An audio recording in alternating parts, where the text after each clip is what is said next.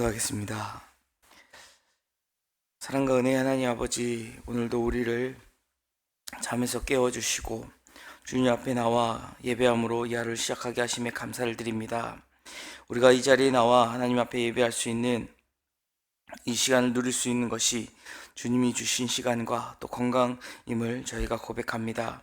하나님, 우리의 삶 한순간 한순간이 주님의 붙드심이 없이는 살아갈 수 없음을 고백합니다. 우리가 더욱더 주님을 바라보고 주님만을 의지하며 나아가는 주의 자녀들 되게 하여 주시옵소서.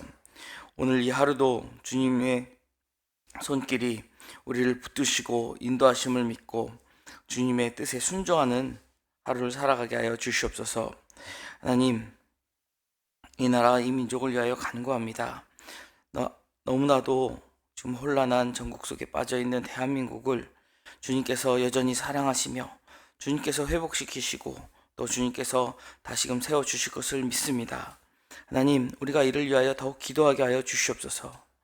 나라와 민족을 위하여 기도하지 못한 죄를 회개하게 하시고 다시금 우리가 무릎을 꿇고 나라와 민족을 위하여 기도하고 간구할 때에 그 회복이 속히 이루어질 것을 믿습니다. 하나님, 우리가 두려워하지 않게 하시고 우리가 불안해하지 않게 하시고 오직 하나님의 섭리하심만을 믿고 나아가는 저희가 되게 하여 주시옵소서. 이 나라 이 민족을 사랑하시는 하나님 아버지, 하나님께서 세우신 많은 국가의 위정자들이 있습니다. 우리가 이들을 위하여 기도할 때에 이들이 정말 하나님을 두려워할 줄 알며 하나님 앞에 올바로 설 수 있는 자들이 되기 원합니다. 나라의 민족을 위하여 헌신하는 자들 되게 하여 주시고 모든 국민들 또한 나라의 민족을 위하여 자신에게 맡겨진 사명들을 잘 감당하는 그러한 대한민국 되게 하여 주시옵소서. 더욱더 꿈과 희망을 갖고 살아갈 수 있는 살기 좋은 나라가 될 수 있도록 하나님 인도하여 주시고 2025년에는 더욱더 하나님 마음에 합한 대한민국으로 바로 서게 하여 주시옵소서. 하나님, 이 땅 가운데 많은 교회들을 세워주셨습니다. 하나님, 교회가 교회된 본분을 지킬 수 있도록 그 사명들을 감당할 수 있도록 은혜 베풀어 주시고 또한 저희를 영화교회로 모아주심에 감사를 드리며 저희에게 맡겨주신 그 사명을 저희가 잘 감당케 하여 주시옵소서. 하나님, 저희가 성전을 건축하는 가운데 있습니다. 성전을 건축하는 가운데에 우리가 임시처소에서 지내며 여러 가지 어렵고 불편한 상황을 만나고 있지만 우리가 그 상황에 핑계 대는 것이 아니라 이럴 때일수록 더욱더 하나님을 의지하고 하나님 앞에 기도하며 우리에게 맡겨주신 하나님의 귀한 뜻을 잘 감당하는, 그리하여 정말 이곳에서 빛과 소금 같은 존재로 선한 영향력을 끼치는 영화교회 되게 하여 주시옵소서. 하나님, 저희에게 성전 건축을 허락하심에 감사를 드립니다. 주님께서 이 일을 시작하셨음을 믿습니다. 모든 과정 속에서 주님의 손길이 나타나게 하여 주시고 공사의 일정이 주님의 계획 안에서 순조롭게 진행되게 하시며 공사 현장에서 일하고 있는 많은 인부들의 안전을 지켜보아여 주시옵소서. 하나님, 성실함과 능력을 더하시고 특별히 추운 날씨 가운데에 안전사고가 발생하지 아니할 수 있도록 주님 친히 지켜보아여 주시옵소서. 아버지, 그들의 손을 통하여 건물이 하나하나 지어가지만 우리가 그들의 손에만 맡기는 것이 아니라 우리가 기도함으로 믿음으로 이 성전을 함께 건축해 나아가는 영화의 모든 성도들 되게 하여 주시옵소서. 성전 건축에 필요한 모든 재정과 또 필요한 모든 것을 주님께서 채워주시고 공급할 것을 믿습니다. 하나님, 우리에게도 동일한 마음을 부어주셔서 우리의 것을 즐거이 하나님 앞에 드림으로 이 성전을 세워가게 하여 주시옵소서. 하나님, 2025년 세워주신 모든 리더들이 각자에게 맡겨진 사명을 하나님 주신 은혜로 감당하기 원합니다. 내 힘으로는 도저히 감당할 수 없는 일이지만 하나님께서 나와 함께 하신다면 넉넉히 하고 남음이 있음을 우리가 기억하게 하여 주시고 오직 하나님께 그 능력을 구하는 자들 되게 하여 주시옵소서. 그리하여 각 구역이 모든 선교회가 또 각 맡은 부서들이 하나님 앞에서 온전히 세워지게 하여 주시옵소서. 하나님, 우리의 다음 세대를 위하여 간구합니다. 하나님, 우리의 자녀들이 믿음의 세대가 되기 원합니다. 하나님을 알고 하나님을 만나고 하나님을 인격적으로 교제하며 하나님과 깊은 사귐이 있게 하여 주시옵소서. 그리하여 믿음의 반석 되신 예수 그리스도 위에 깊이 믿음의 뿌리를 내리며 하나님의 사람으로 자라나아가는 우리의 자녀들 되게 하여 주시옵소서. 우리 자녀들에게 주님께서 친히 비전을 보이시고 그 비전을 발견하여 목표를 세우게 하시며 그 목표를 향하여 열심히 다름질쳐 나아갈 때에 정말 하나님께서 나에게 맡겨주신 그 사명을 이루기 위하여 시간을 아낄 줄 알며 지혜를 구하며 하나님의 뜻을 이루어 나가는 우리의 자녀들 되게 하여 주시옵소서. 하나님을 기쁘게 할 수 있는 영화로운 우리 믿음의 영화교회 다음 세대 되게 하여 주시옵소서. 이들을 위하여 헌신하는 각 교회, 학교에 많은 선생님들 계십니다. 하나님, 헌신하는 우리 교사들의 손길을 통하여 우리 자녀들의 믿음이 자라나게 하여 주시고, 믿음의 본을 보임을 통하여 우리 자녀들이 선생님을 따라 더욱더 믿음의 사람으로 양육되게 하여 주시옵소서. 하나님, 세워주신 윤광서 담임 목사님 영육간의 강건함을 허락하여 주시고, 또 늘 하나님을 의지하며 나아가면서 주의 말씀을 증거하실 때에 그 말씀을 받는 저희가 또한 은혜 받고 믿음에 더욱 바로 설 수 있도록 하나님 함께하여 주시옵소서. 내일은 거룩한 주일입니다. 모든 성도들이 주일을 예배하는 마음으로 오늘을 보내게 하시며, 하나님을 사모하는 마음으로, 상한 심령으로, 갈급한 심령으로 우리가 예배의 그 자리를 나아올 수 있도록 하나님 우리의 마음을 주장하시며 우리의 발걸음을 인도하여 주시옵소서. 하나님, 우리 성도들 가운데에 힘들고 연약한 이들이 있습니다. 하나님, 저들을 친히 찾아가 만나주시며 위로하여 주시옵소서. 몸이 불편하고 마음이 어렵고 또 심령이 상한 자들이 있습니까? 하나님께서 친히 위로하여 주시옵소서. 또한 우리가 사랑의 겉면을 통하여, 사랑의 위로를 통하여 그들의 마음을 회복시킬 수 있도록 사용하여 주시옵소서. 세계 열방 가운데 주의 복음을 전하는 선교의 동역자들, 어렵고 힘든 상황에 처한다 할지라도 그들의 마음이 흔들리지 않게 하여 주시고, 주의 복음을 전할 때에 그 믿음의 씨앗이 심겨 많은 열매를 맺을 수 있도록 하나님 역사하여 주시옵소서. 하나님, 오늘도 주님 주신 말씀을 기대하며 이 자리에 나왔습니다. 그 말씀 가운데에 우리가 주님을 만나게 하여 주시고, 우리에게 주신 그 말씀을 통하여 오늘 하루를 살아갈 또 힘과 능력을 얻게 하여 주시옵소서. 모든 말씀 우리를 사랑하시는 예수 그리스도의 이름으로 기도드립니다. 아멘. 계속해서 요한복음 11장 1절로 16절까지의 말씀 우리 함께 보도록 하겠습니다. 요한복음 11장 1절로 16절의 말씀입니다.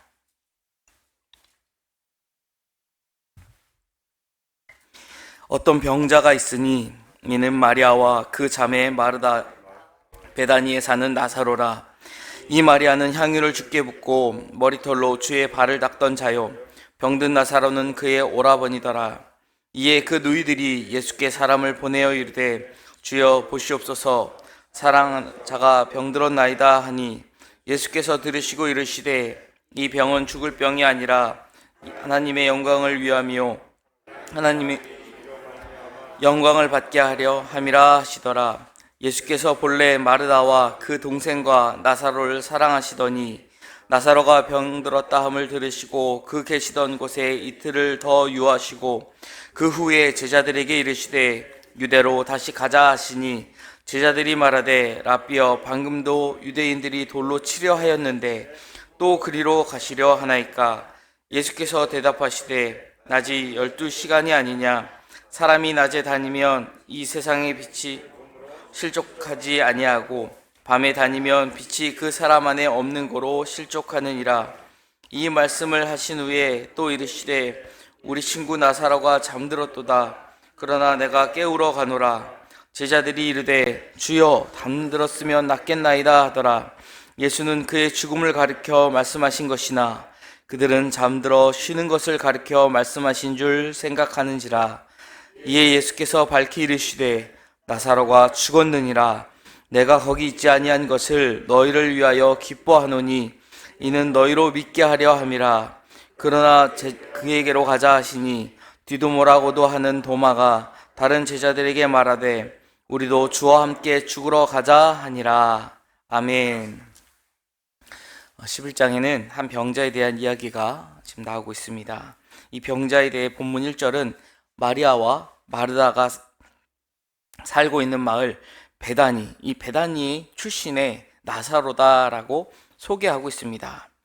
성경에 보면은, 이 신약 성경에는 그 베다니가 두 군데가 존재하는 것을 우리가 알 수 있는데, 지금 이 나사로가 살고 있는 베다니는 예루살렘에서 한 3km 정도 떨어진 유대 지역에 있는 베다니입니다.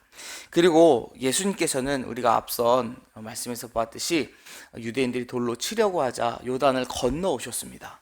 그래서 지금 예수님이 계신 곳은 이제 강을 건너 요단을 건너서 이 동편에 있는 그런 베다니입니다. 덧붙여서 성경에 많은 마리아가 등장하기 때문에 마리아에 대한 소개가 2절에 이어지고 있는데, 이 마리아는 향유를 주께 붓고 머리털로 그 발을 닦은 여인이다라고 소개를 하고 있습니다. 그리고 나사로가 그의 오라버니다라고 설명을 하고 있죠. 사실 마리아가 예수님의 발에 이렇게 향유를 붓고 귀한 향유를 붓고 그의 머리카락으로 예수님의 발을 닦은 사건은요, 이제 이후에 12장에 나오는 말씀입니다. 그러니까 시기적으로 보면 뒤에 일어나는 일인데, 이것을 가지고 지금 마리아를 설명하는 이유는 이 발생한 사건의 순서가 맞지 않는 게 아니라 요한복음을 기록할 당시에는 이미 다 일어난 과거의 일들입니다. 그리고 예수님께서 이를 기념하라 라고 했었던 이제 향유 부은 여인의 말씀처럼 그 사건은 이미 많은 사람들에게 알려졌고, 그 이야기만 하면 그 마리아를 이야기하시는구나, 나사로의 누이였던 마리아를 말씀하시는구나 라는 것을 모든 사람이 쉽게 공감할 수 있었기 때문에 그렇게 지금 먼저 그 사건을 끌어다가 소개하고 있는 것입니다. 그렇게 소개된 마리아와 마르다는 지금 사람을 보내서 예수님께서 사랑하시는 자가 병들었다라는 소식을 전하고 있습니다. 예수님이 이제 유대를 떠나서 다른 곳에 계시기 때문에 사람을 보내어 예수님께 지금 당신이 사랑하는 자가 병이 들었습니다 라고 소식을 전하고 있죠. 그런데 이 말씀을 우리가 이미 그 결말까지 하나님이 예수님을 통하여 그 죽게 된 나사로를 다시 살리신다는 그 메시지를 우리가 다 알고 보고 있기 때문에 그냥 쉽게 지나칠 수 있지만, 이 3절의 내용은 조금 의아하다라고 생각할 수 있는 부분이 있습니다. 그것은 바로 마르다와 마리아가 사람을 보내어 예수님께 지금 그들의 오라비였던 나사로가 가벼운 병이 아니라 그대로 두면은 목숨이 위험할 것 같은 이제 위급한 상황이 되었다라는 예감에 사람을 보내면서 예수님께 그 소식을 전하고 예수님께 도움을 구하는 내용이 나오지 않는다라는 거예요. 지금 사람을 보낸 이유가 뭘까요?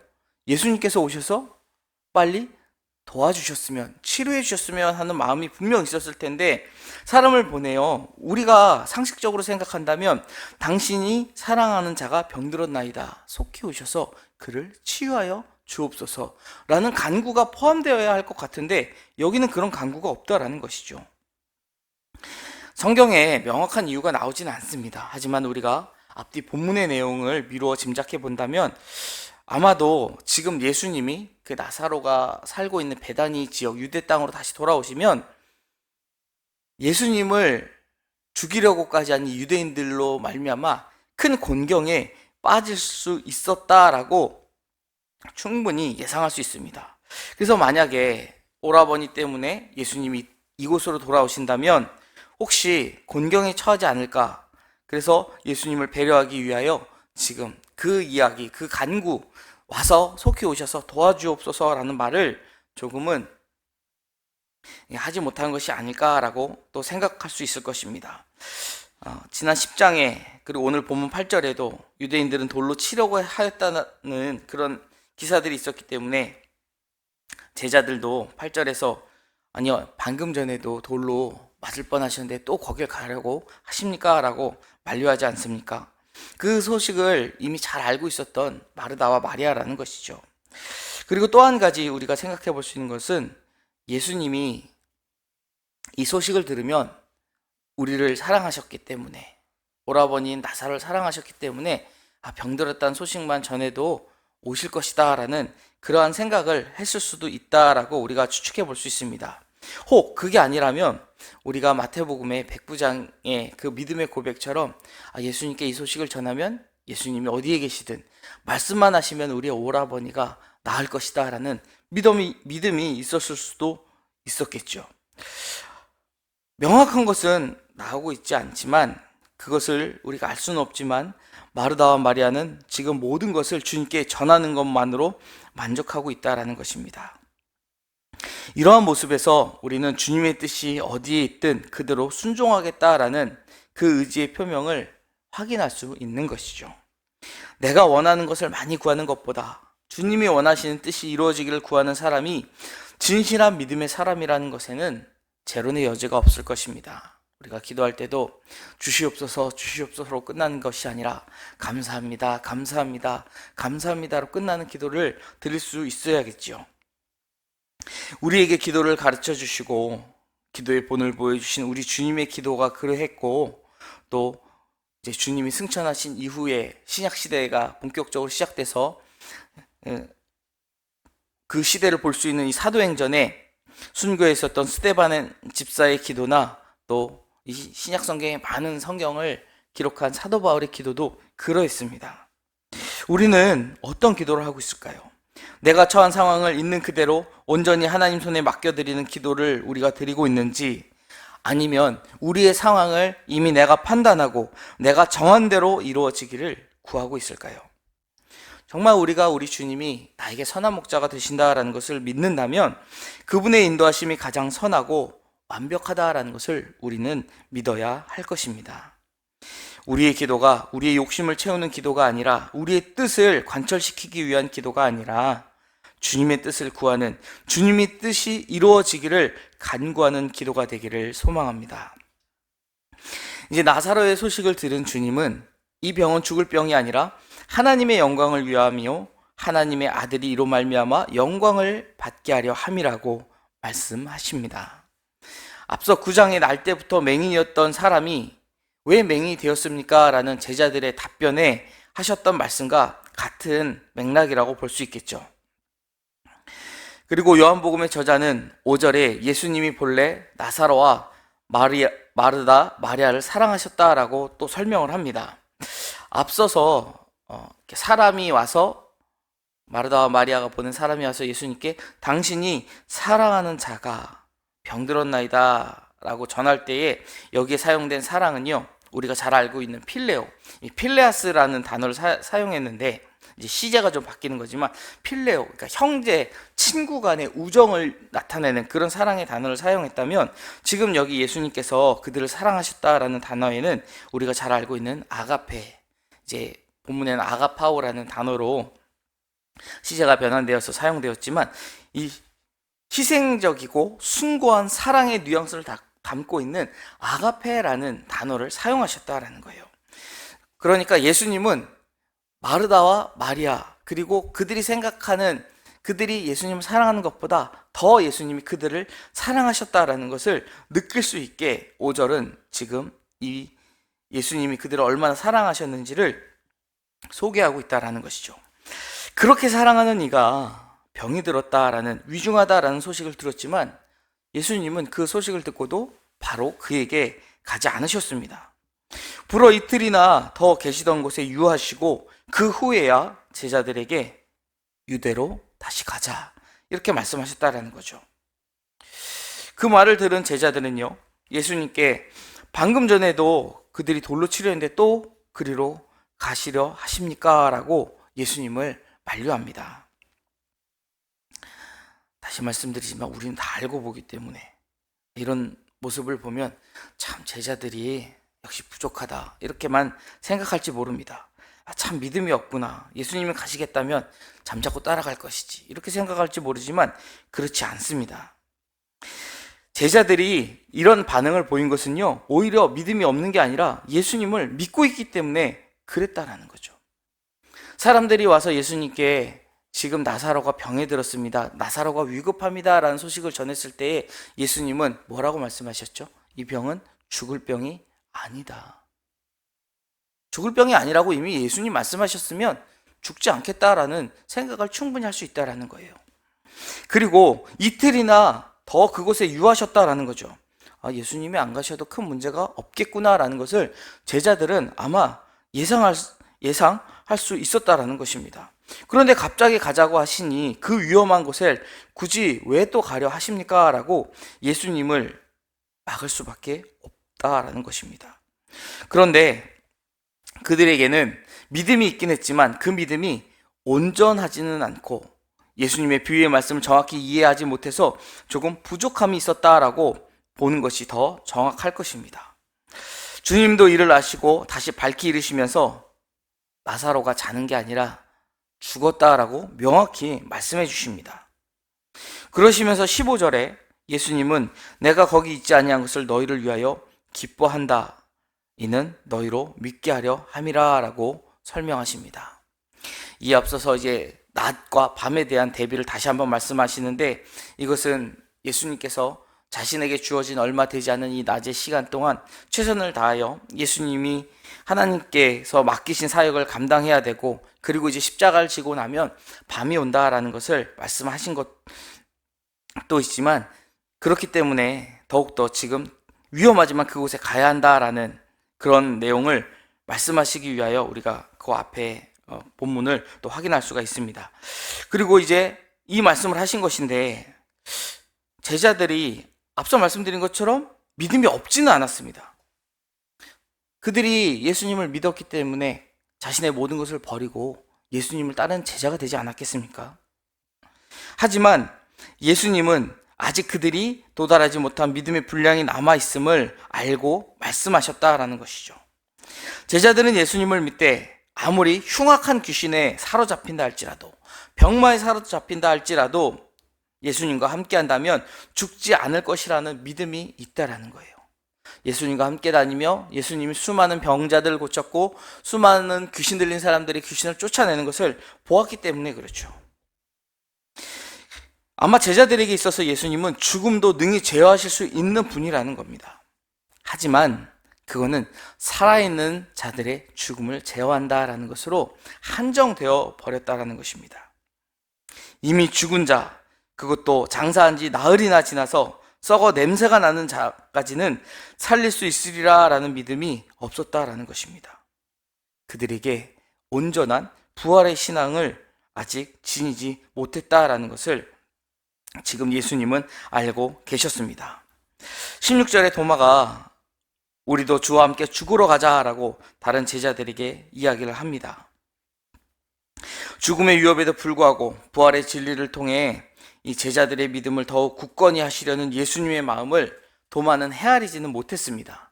하지만 우리가 아는 도마는 원래 예수님이 죽고 부활하신 것을 의심해서 내가 그의 손에, 그의 옆구리에 손을 넣어보지 않고서는 믿을 수 없다라고 그렇게 의심이 많은 사람으로 표현되었지만, 이곳에서 보면 다른 제자들에게 그곳이 위험하다 할지라도 우리도 같이 죽으러 가자라고 지금 용기 있게 이야기하고 있다라는 것입니다.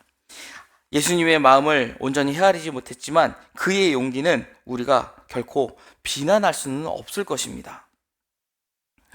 주님을 위하여 내 목숨까지 내어 버리는 것은 어찌 보면 제자도에서 가장 중요하면서도 가장 첫째된 조건이기 때문에 그렇죠. 자, 주님과 3년이나 동고동락하면서 바로 주님 곁에서 모셔온 그들이었지만, 그들이 가지고 있는 믿음으로는 지금 예수님이 하시는 그 말씀은 상상도 할 수 없는 일이다라는 것입니다. 하지만 그것을 제자들은 분명히 알고 또 믿어야 하는 그러한 사실이었습니다. 왜냐하면 앞으로 주님이 그렇게 죽음을 맞이하고 그 죽음에서 사흘 만에 부활하시며 또한 그를 믿는 모든 이들에게도 마지막 때에 그가 친히 살리실 것이기 때문에 그랬습니다. 이것을 믿게 할 기회가 왔기 때문에 주님은 나사로가 죽고 나흘이나 지나서 이미 부패하여 냄새가 난다, 모두가 한탄할 때에 그 상황을 두고 기뻐하실 수 있었다라고 오늘 본문은 우리에게 전하고 있는 것입니다. 우리가 처한 상황만을 보고 우리의 기준으로 한계를 삼지 말아야 합니다. 우리는 우리의 처한 상황을 믿음의 눈으로 바라볼 수 있어야 합니다. 제자도란 결국 내 삶이 하나님 손에 붙들려 있음을 믿고 아무리 큰 고통이 찾아온다 할지라도 주님이 그것을 사용해 영광을 드러내심을 믿는 것입니다. 또 사명이 다하면 주님의 품에 안겨서 잠들 것이지만 주님이 곧 깨워주실 것을 믿는, 그래서 부활할 것을 믿는 믿음이 있는 것입니다. 그리고 주님과 같이 세상에서 가장 가치 있는 것, 바로 영생을 우리 주변의 이 이웃들에게 또 우리 가족들에게 이 영원한 생명을 전하기 위해 대가를 지불하는 것이 참된 제자의 길이다라는 것이죠. 우리가 매일 주님과 동행하면서 이러한 삶을 살아가기를 주님의 이름으로 축원드립니다. 기도하겠습니다. 하나님 아버지, 우리의 연약한 믿음을 주님께서 불쌍히 여기시고 더 큰 믿음으로 채우시기를 간구합니다. 하나님, 우리 눈앞에 있는 상황을 우리의 기준으로 판단하지 않게 하여 주시고 주님께서 이 상황을 주관하실 때에 그 상황을 통하여 하나님의 영광이 드러날 것을 우리가 온전히 믿게 하여 주시옵소서. 또한 맡겨진 사명이 다하여 우리가 주님의 품에 안길 때에 우리를 다시 깨워 부활시키실 것을, 그 부활의 신앙을 갖게 하여 주시옵소서.